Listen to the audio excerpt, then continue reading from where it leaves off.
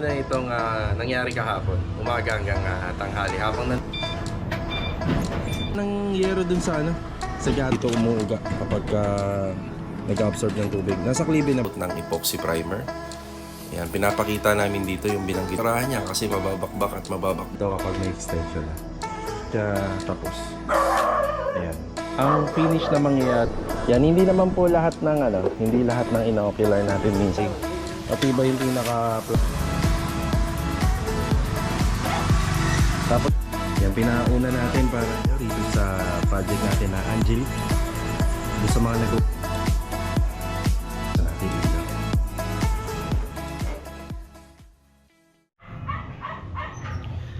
mga Karaos, good morning po. Ayan, good morning. Kamusta po tayong lahat? Welcome back po muli dito sa aming channel. Bali, September 8 po ngayon, araw po ng linggo. Ayan, bali kahapon mga Karaos, meron akong hindi na isama na video. Dito po sa ginawa nila Adonis at saka nila Bilog. Umaga hanggang bago magtanghali lang. So yun yung ginawa nila is palit gutter lang dun sa isang townhouse dito sa Phase 3. At saka yung repair and maintenance naman po ng bubong. Doon naman din po sa same na gagawin po nila or pagpapalitan po nila ng stainless gutter. So ito mga Karaos, samahan niyo po muli kami ngayong araw po ng linggo dahil sila Master Patang, ikakabit po nila yung mga sinukatan nilang bago dito sa dati nating project. So may bago silang project dyan, mga sliding window, tapos two-door window para sa PNB, at saka yung sa vanity hanging cabinet. Then pupunta rin po si Sir Ricky Deloso para sa mga pagsusukat ng ating second project. Ng second project natin dito sa Angelic para sa mga Korean blinds, at saka may ocular visit tayo dito sa Phase 1. Isa sa mga naka-line up natin na unit. Kaya ito mga Karaos, samahan niyo po muli kami ngayong araw po ng linggo. Enjoy watching po. Ipakita ko muna itong nangyari kahapon, umaga hanggang tanghali. Habang nandun po tayo sa SM13. Tara. Dito na tayo sa Phase 3. Bago kami umalis ni Mrs. Dana, muna natin si Bilog at saka si Adonis. Naalala nyo, meron kaming ginawan dyan kasi yung slab niya, pinaka-slab niya nakahiwalay mismo dito sa pader. Ayan, bali pina-repair sa amin ni Sir yung kasi lagi pong tumutulo dun sa slab. So ngayon, okay naman na 100%. Wala naman ang kasa. Ayan, tapos dito na lang kami dumaan. Dati nung ginawa po namin yan, nandito kami. Kasi mahihirapan kami dumaan dito. Ayan, dito na lang kami. Ayan, si Adonis yan. Bababa lang yung hagdan, nakita tayo. Palit gutter po ito. Ayan yung gutter. Adonis, good morning. Good morning. Good morning. Akit na tayo. Akit tayo. Akit lang. Yeah, thank you. Bali, palit gutter. Yung pinalit namin stainless. Tapos ito yung slab na ginawa namin noon. Maayos na po ito. Marami na nagdaan na bagyo, Karina hanggang kay Enteng. Ayan, ayos na yung slab nila. Ito nga lang, palit gutter kasi talagang bulok-bulok na. Ayan yung gutter niya. Ano na lang Minsan kasi kaya nabubulok tong ganitong klaseng gutter. Wala sa klibe, kaya na. Minsan wala sa klibe. Kaya naipon na siya ng tubig. Kaya pinapalitan na rin ni Sir. Bali pinalit namin dito isa stainless gutter. Ayan. Bali ang klibe niya papunta doon. Tapos may downspout naman. Dito na po ang labas. Tapos ito ang mga gagawin namin dito. Simple lang. Kagaya po ng mga ginagawa namin sa mga nire-renovate namin. Kaya meron kaming elastosil. Meron kaming epoxy primer. Tapos meron kaming boys and roof guard. Bilog, good morning Bilog. Good morning. Ayan. Ito yung status nung ni Sir, nung bubong. Ayan, bali inilastosil mo na, ano? Layo mo. Ayan, nabubulok. Bitin ko sir. Oo nga, no, bitin Tapalan mo na lang nung kuha ka ng yero dun sa sa gutter. Kapalan mo dun sa dulo. Nakabend naman yan eh. Isuksok mo na lang. Tapos i-sealant mo yung ano pag ganun. Marami pa naman tayo last na sealant. Meron din daw silang problema sa gitna. Napansin niya ba lahat to? Nakita niya na? Yung. Ayan o, may problema din daw sila sa gitna. Feeling ko itong dugtungan na to na mahaba. Kaya kailangan lagyan. Meron daw yan eh.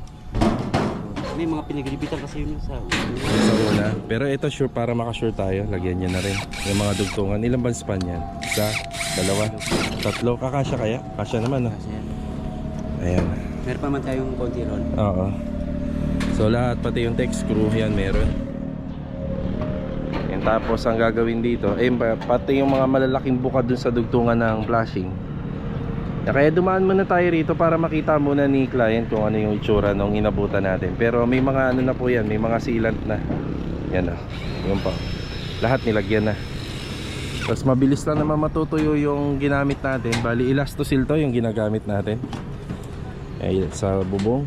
Pang-roofing talaga yan. Kagaya nun sa kabila, pinturado na yung kabila. Yan, bali epoxy primer muna ang gagawin nila rito. Pagkatapos yung roof guard na kulay red. So naglalagay na lang sila ng foundation para hindi ito umuuga kapag nag-absorb ng tubig. Nasa klibe na ba yan? May level bar kayong dala? Meron? Ayan. Oo nga, okay na.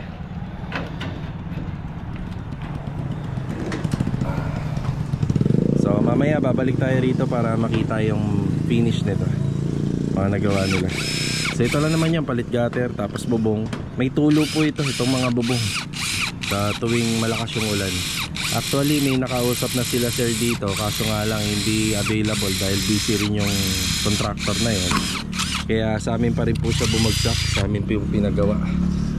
So ito, siningit lang namin ngayong umaga dahil gumanda na po yung weather ngayong araw po. Hindi mainit sa balat, no? No? Medyo ano siya, parang mabok. Oo, hindi mainit sa balat. Ayan oh, sobrang lakatin din ng araw pero hindi mainit. Ano to, maganda to sa atin, pabor. Habang nasa SM13 pala kami, nag-iwan ako ng isang camera kila Bilog at kila Adonis para maipakita po namin yung mga step by step procedure na ginagawa po namin dito sa bubong. So dito makikita nyo, meron siyang isang primer coat ng epoxy primer. Yan, pinapakita namin dito yung binanggit ko kanina na dugtungan, pati yan ay nilagyan po namin. Yan, mahalaga yan kasi minsan yung mga bubong dito hindi naman po siya totally nakaslope. Kaya minsan dyan po tumatagos yung tubig ulan kapag ang ulan ay pangmatagalan na. Kaya ito, bago namin po siya pahiran ng first coating ng roof guard, Boysen brand nga po pala yung gamit namin dyan. Ayan, bali naka-primer coating muna siya. So yung primer na ginamit natin ay sa epoxy primer gray. Ayan, makikita nyo naman dapat tuyo po siya bago po natin pahiran ng top coat. Yung top coat na ipapahid natin dyan, 2 to 3 coats ng ating Boysen roof guard. Dito naman po banda, naikabit na po ng maayos yung ating stainless gutter. Ayan, yan po yung pinapakita natin sa video, pati yung downspout niya. At ito na nga po pala yung finish ng kanyang bubong. Ayan, maraming salamat kay client owner sa tiwala. Bali, pangalawang beses na nga po pala namin nag-service sa kanya. So, una yung sa slab, tsaka pangalawa dito sa bubong. Kaya ito, nagpapasalamat kami kay client owner sa kanyang tiwala at kami pa rin at kami yung kanyang pinipili. Ito na nga po pala yung sa bubong. Bali, umabot po ito ng 2 to 3 coats sa ating roof guard. Ayan, naka-stainless gutter tayo kaya hindi na po kailangan pinturahan yan. So, huwag niyong pipinturahan yan kasi mababakbak at mababakbak lang din. At ito naman po yung extension ng aming flashing na nabanggit ko kanina. So, may part din kasi dyan na tumutulo. So, ito lang. Ayan, maraming salamat. Morning! Pangalawang pagkikita natin. Magandang araw po. Magandang araw. Ayan. Ito, yung ating ocular visit this Sunday.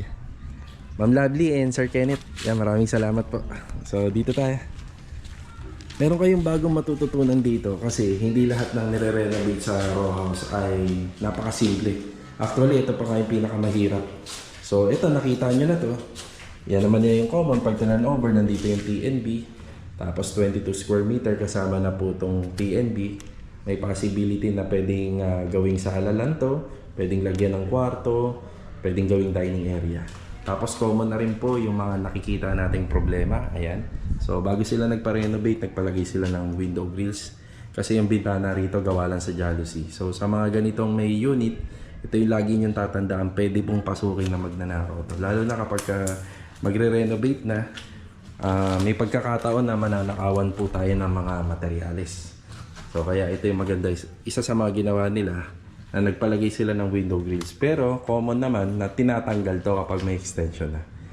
So sa mga kumuha ng row houses, nakikita ko nga po pala baka nasa ano lang to, from 36 plus add na lang po natin to, nasa 1 square meter plus 9, so mga nasa 45, kung hindi ako nagkakamali, tama ba? 45 square meter itong kabuuan na kinuha nila kasi may endlot corner. Dito sa isang townhouses meron na po siyang meron na siyang extension. So hindi nga lang wrap plaster. Yan, hindi lang siya wrap plastering. Mas maganda sana kung ito ay finish para pag nagdikit tayo ng hollow blocks, wala na rin po sila sanang problema. Okay, tapos dito naman, ayan, dito naman po ay may extension na rin. So wala na rin naman tayong problema dyan kasi according sa sukat, tama naman. Makukuha naman natin yung pinaka-perfect dimension na ibibigay natin dito kay client according sa plano. Ayan, sila, naka-plastering. Tapos dito kami nagkaroon ng problema.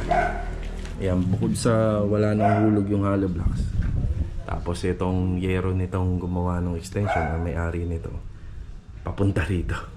So isa yan sa problema. Kaya sabi ko kay Sir Kenneth at saka kay Lovely, kausapin po ito after namin mag-usap ngayong araw. So kausapin ng maigi. Tapos yung poste rito, hindi pa po siya tapos. Ayan. Ang finish na mangyayari rito, hindi tayo 100% na magagawa natin na pulido na walang tulo itong back extension. So napakahirap gawin ng mga back extension po ng row house, lalo na kapag kadikit-dikit ang bahay. Yan, dikit-dikit po ang bahay dito. So sa mga sinasabi nila na wala na daw tayong magiging problema rito kasi may mga pader na, mali po kayo yun. Mali po tayo rin. Dapat po may sarili tayong mga pader para meron tayong sariling firewall, meron po tayong pagkakapitan ng trusses, at meron din po tayong pagkakapitan ng mga flashing. Kasi kung wala po tayong sariling pader, puro tulo ang mangyayari rito. Pero dito nga, sa nakikita ko, pati yung gap, kasi gagawin natin, nasa hulog yung mga firewall natin, poste natin, nasa hulog. Pag natapos yan, panigurado, may malaking siwang dito sa pagitan. Yan, isa yan sa magiging problema. Okay, ito yung ating ocular visit dito. Bali, isa to sa mga naka-line up natin. At napag-usapan na namin yung mga unang gagawin lang muna rito. Yan, heat, extension, electrical, plumbing for burr finish lang muna. Yan, burr finish. Okay na po tayo dito sa ating ocular. Yan, hindi naman po lahat ng hindi lahat ng ino-ocular natin minsan ay natutuloy. Ito po ay matagal na naka-line up sa atin. So nagkita na kami nung nakaraan. So pina-final na lang namin yung mga gagawin niya yon.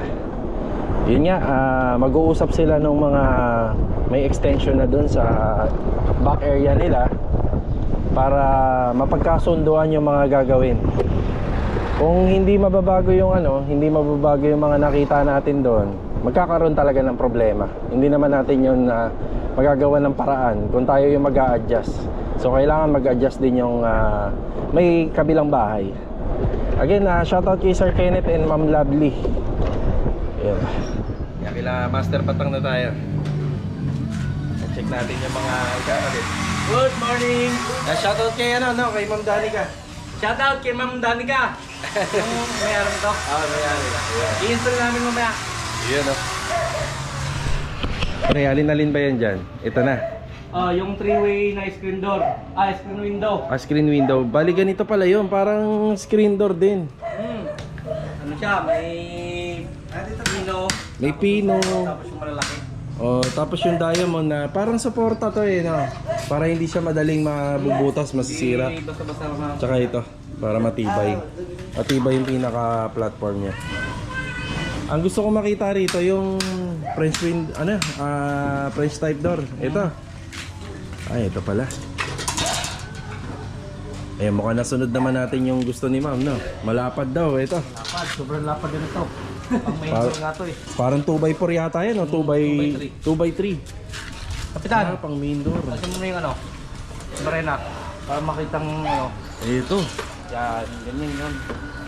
Tapos ang handle natin na lever type. May kasama na siyang handle. Kulay puti rin.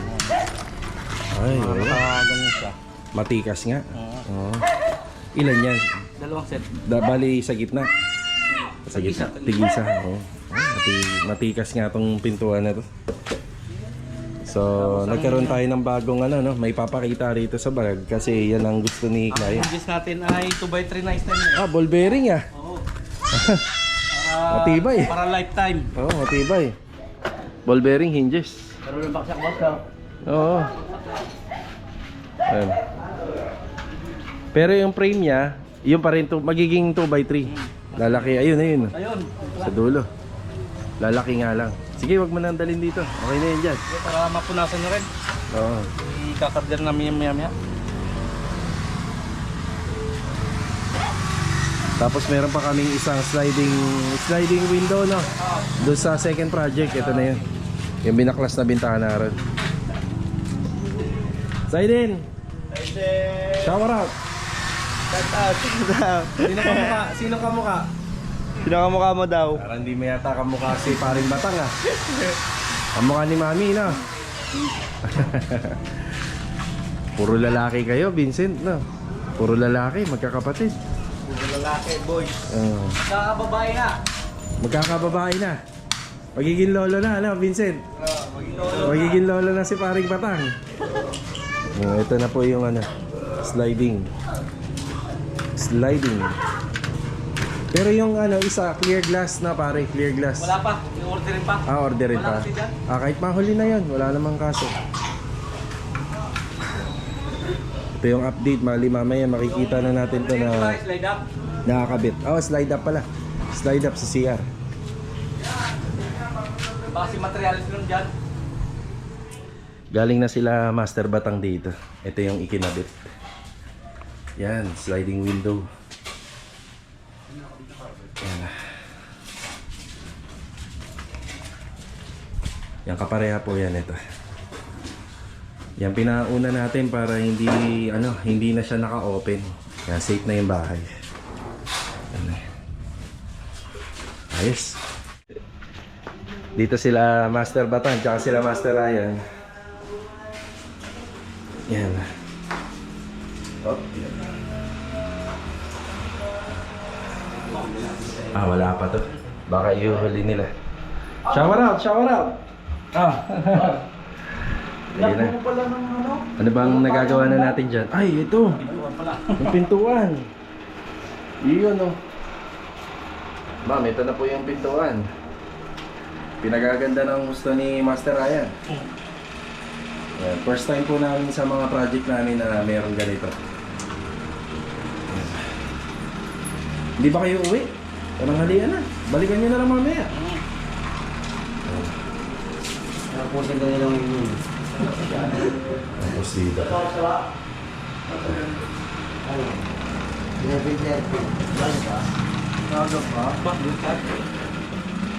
Yan, may kasama na siyang doorknob na.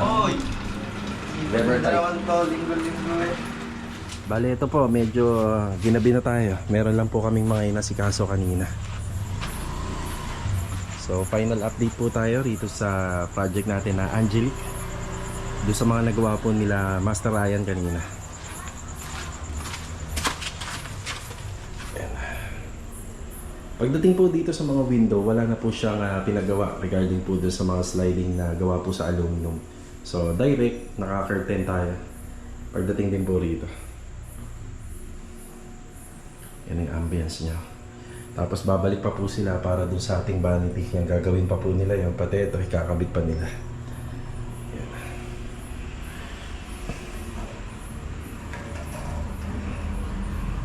May sa taas tayo. Yan, unahin natin dito. Bali, isang window rito. Bali, naka-sliding po siya.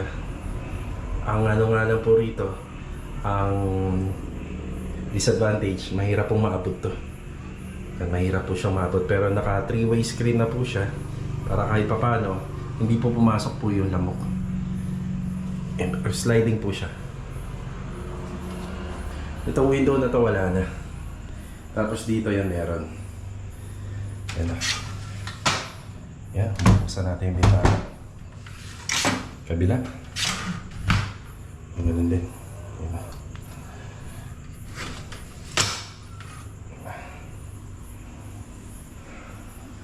Tapos ito yung ating French type swing door. Bali 2 door po ito. Tapos meron po siyang lever type doorknob. PNB. Yung mga gagawin pa kami rito, tile grout na lang. Tapos yung dito hindi pa nagawa. Hindi pa po na-assembled. Yan, ito na lang, yung kulang.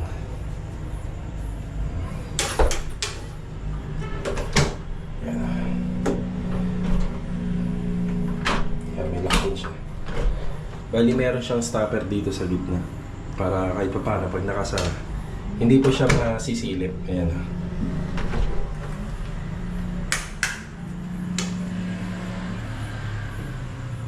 Isa din dito. Ayan. Sliding. Bali yung pagkakasliding nito, kabilaan. Ayan. Pwede rin dito.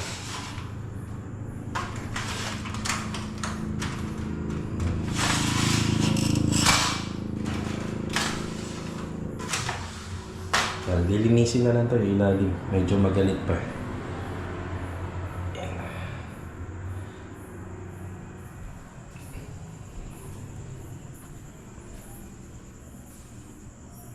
Sa natin ilaw. Yan.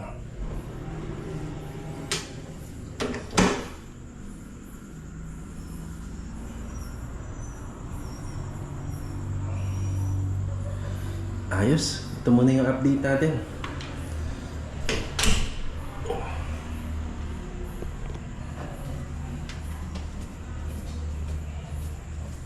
Lapit na matapos tong bahay na to. Konting retouching na lang. Yan, mata-turn over na po natin to. Tapos meron pa nga pala kaming mga gagawin dyan sa taas. Iabangan natin. Tapos ito lilinisin na lang. Tapos yung nakikita natin iwanan po natin na nakikita po yung lupa. So lilinisin natin. Bali mga karawas, hanggang dito na lang po muna yung update video natin ngayong araw ng linggo. So kita-kita na lang po ulit tayo for the next video. Ayan po yung mga nagawa doon sa mga aluminum. So may mga kulang pa sa isang bintana sa TNB at saka yung dito na lang at saka yung pagkakabit ng hamba at saka yung pinto rito. Yan. So paano? Paalam po muna. Tara.